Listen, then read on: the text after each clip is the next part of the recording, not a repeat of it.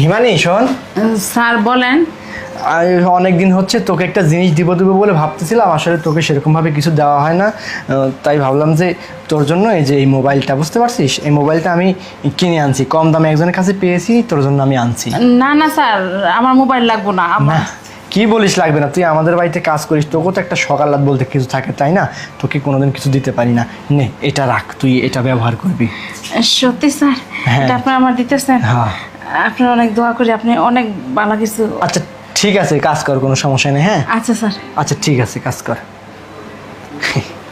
এইবার বুঝতে পারবি কত ধানে কত চাল। এই হিমানি, হিমানি, এবারে আসো তাড়াতাড়ি। আরে প্রিয়া, তুমি? আমি প্রিয়া নই, আমি Priyanka Chowdhury, assistant commissioner of police. কি কইতেছেন? আপনি পুলিশ মানে? আর আমার বাড়িতে কে লিগে? আচ্ছা, এটা আপনার হাতে যেটা, সেটা কি অ্যান্ড্রয়েড সেট?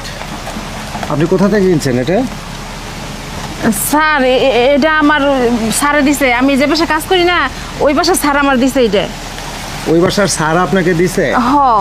তো ওই স্যার কোথায় থাকেন? স্যার বাসায় আছে, এখান থেকে কত দূরে সেটা? ওই সামনে। আপনি যাবেন? আপনি শিওর যে স্যার আছে এখন? হ স্যার তো আছে, আপনি লন তেলে। আচ্ছা ঠিক আছে, স্যারকে আমি জিজ্ঞাসা করতেছি।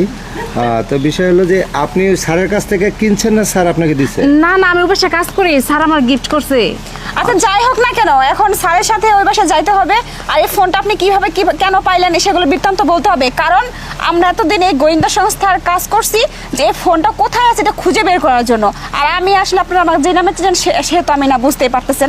তাই আমাদের সাথে চলেন, না হলে কিন্তু আপনার জেল ফাঁসি হয়ে যাবে। না না, আপনি আমার স্যারের কাছে আচ্ছা লন। ঠিক আছে, চলেন। ঠিক আছে আচ্ছা। স্যার, চলেন। স্যার এই যে বাসা। এটা তালা মারা। এটা তো তালা মারা। তালা মারা? তালা মারা আমি তো কইতে পারি না। এদিকে আসুন, এখানে আসেন।